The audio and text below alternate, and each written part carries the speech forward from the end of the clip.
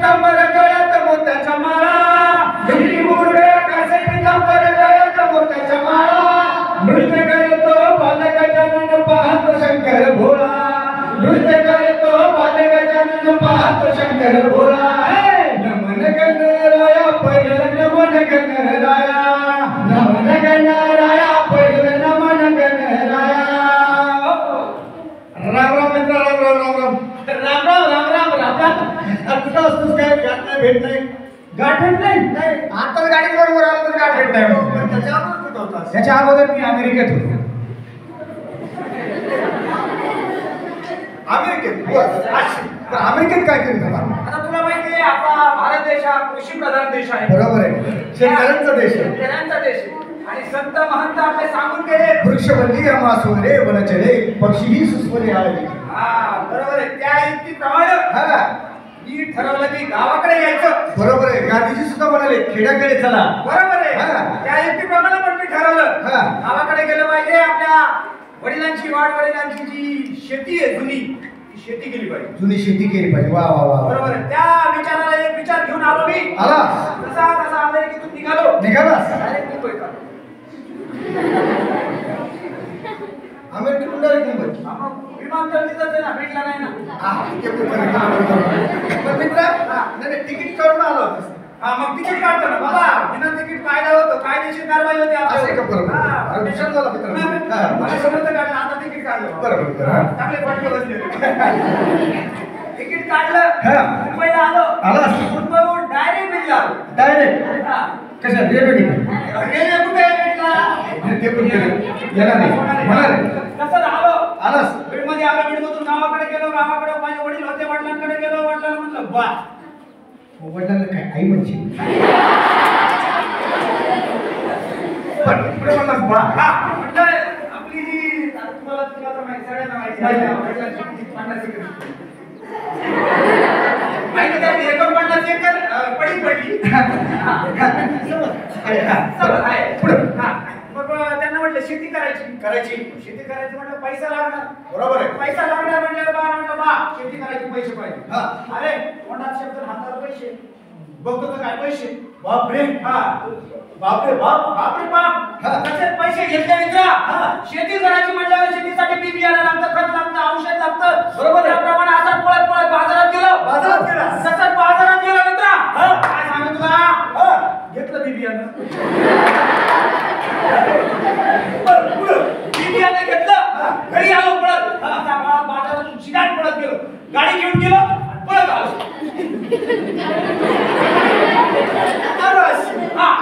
तसं घरी पळत आलो बियाणं असं हातात घेतलं बायकोला म्हटलं बायको चला आज रानात जायचंय बायको रानात आली आणि आलो ऊन पडलं होतं बियाणं असं पेरून दिलं तुझ्या बाळाला असं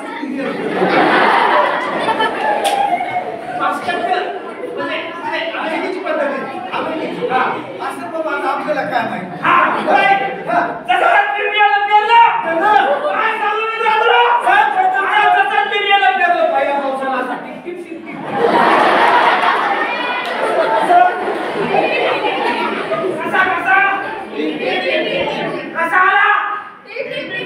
असा पहिला पाऊस आला मित्र पहिल्या पावसात झाड घेऊन डायरेक्ट पहिल्या पावसात काहीच नाही दुसरा पाऊस आला असा रप रप रप रप रप रप रप रप रप रप रप कसं टप टप टप टप टप टप टप सगळं टपके भरले कसं असा पाऊस आमच्याकडे येतच नाही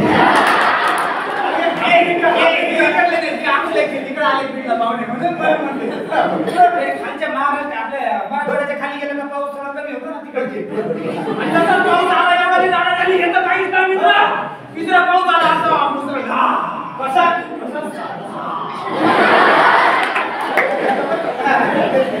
तसाच पाऊस आला तिसरा झाड डायरेक्ट घेऊन आली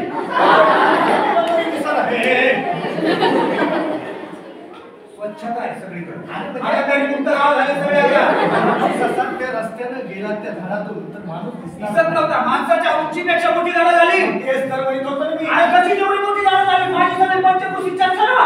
अरे होणारच ना मित्रा, 3च पावसाचं तुझे झाले एवढे होते.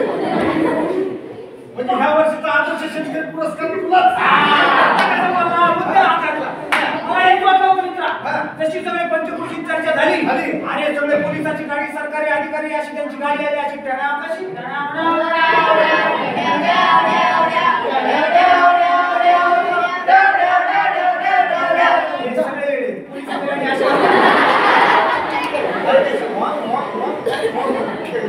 अशी गाडी करत आली, माझ्या घरापुढे उभी राहिली घरापुढे उभा.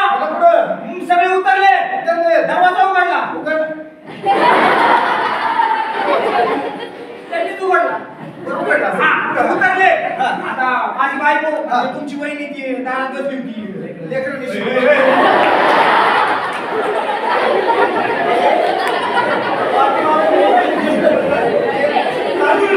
अरे तांदूळ निसून होते, तांदूळ. ते आले साहेब आले. कसे आले? साहेब आले. साहेब आहे तो. साहेब आले. बायकोला विचारलं, कुठं पडला का बायको आता इज्जत दिली. नाही, घरात बसलो होतो, आराम करत होतो. बेस्ट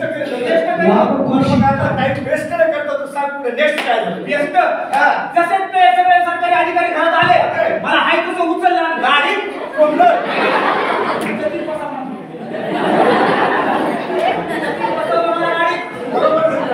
सीटला बसत होते. मी म्हटलं मागच्या सीटला बसणार, मला बसायचं परत पोलिसाची गाडी आली. कशी येणार गाडी? अरे वा अशी करत घ्यायच्या भाग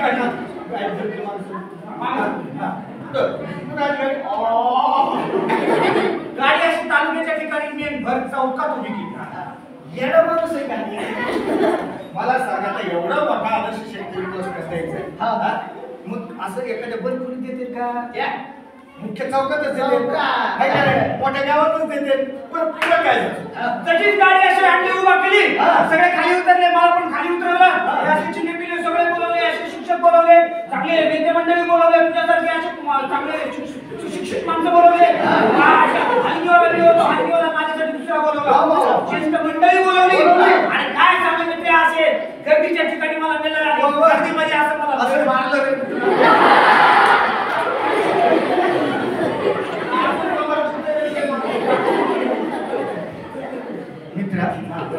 सरकारने सांगितलं सर तू झाडं लावली, म्हणजे जसं शासन पण म्हणतं झाडे लावा, बरोबर की नाही?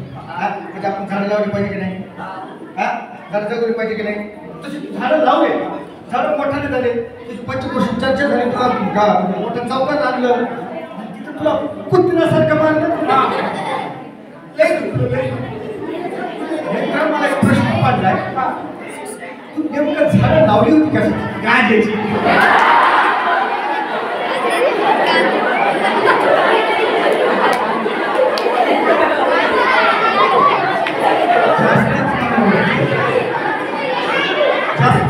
जास्त बनवून घेतलं आणि झाडे काही एक कायदेशीर गुन्हा आहे, लय मार्केट आलो तुला.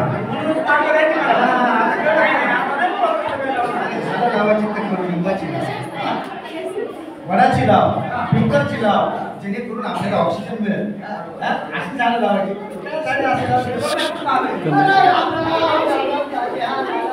मला ह्याला बोलायचंच नाही. काय बोलायचं? त्याला काय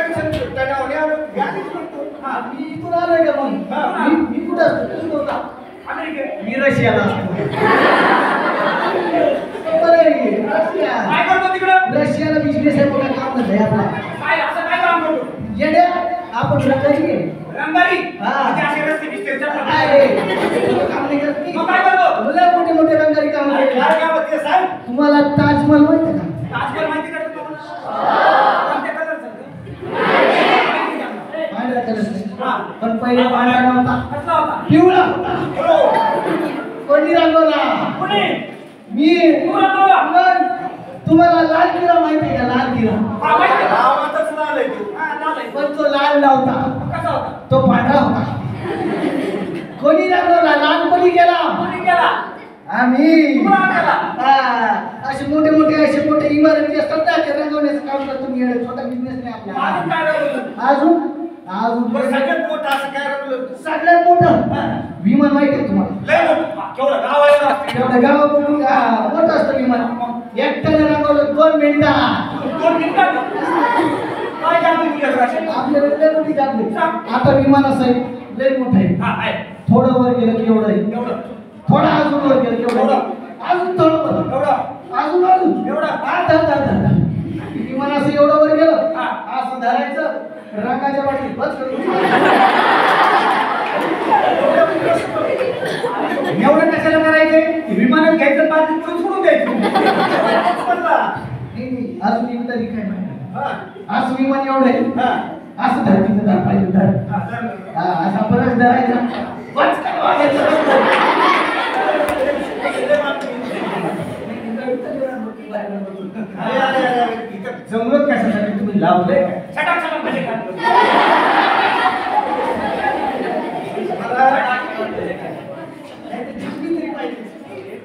म्हणजे आम्हाला फक्त खायचंय आणि जायचं असं फिरायला. कशाला जमत तुला? अरे कशासाठी जमलं? अरे मला एक सांगायचं सगळ्यात मोठी समस्या आपल्या ब्रिजिकाची म्हणजे आपला ब्रिजिकला मुस्तर कामगारांचा जिल्हा म्हणून ओळखला जातो. बरोबर आहे. आहे का नाही? आता आई वडील काय करतात नुसतोडीला जातात मग मुलांनी काय करायचं समजा आता मुली त्यांचं पैठणी असतानाच लग्न लावून देतात. हे बरोबर बालविवाह होते हा? म्हणून त्यांना प्रॉब्लेम येते आहे का नाही? मग आता हे बालविवाह चुकीचं आहे तुम्हाला माहिती आहे तर त्याच्यावर आपण काय केलं पाहिजे मला सांगा मुलींनो की आपल्या शेजारी पाजारी मैत्रिणीचं कुणाचं जर लग्न होत असतं तर सगळ्यात पहिलं तुम्ही काय करणार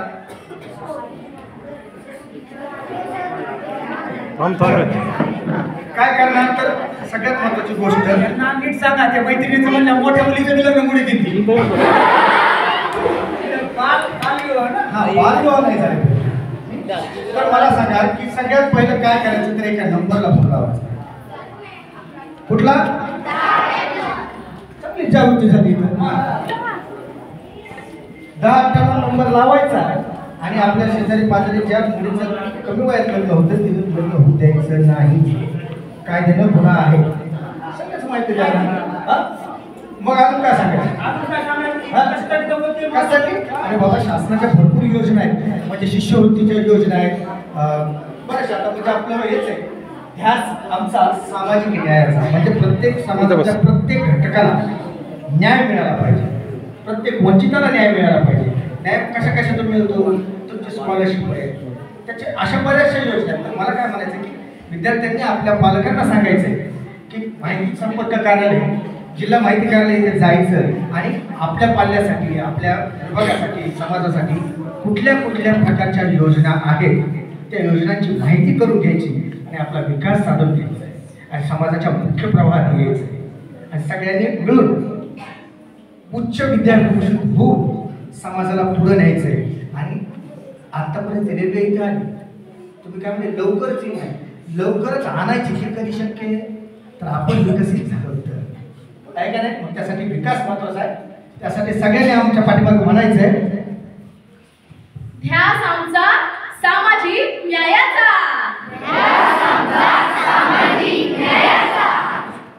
धन्यवाद आपल्या शालेय व्यवस्थापनानं आम्हाला संधी दिली इथे कार्यक्रम करायचे त्याबद्दल आम्ही सर्व कलावंतमध्ये समस्त शाळेच्या व्यवस्थापनाच्या मनापासून आभार मानतो सर्व विद्यार्थी मैत्रिणींचे सुद्धा आभार मानतो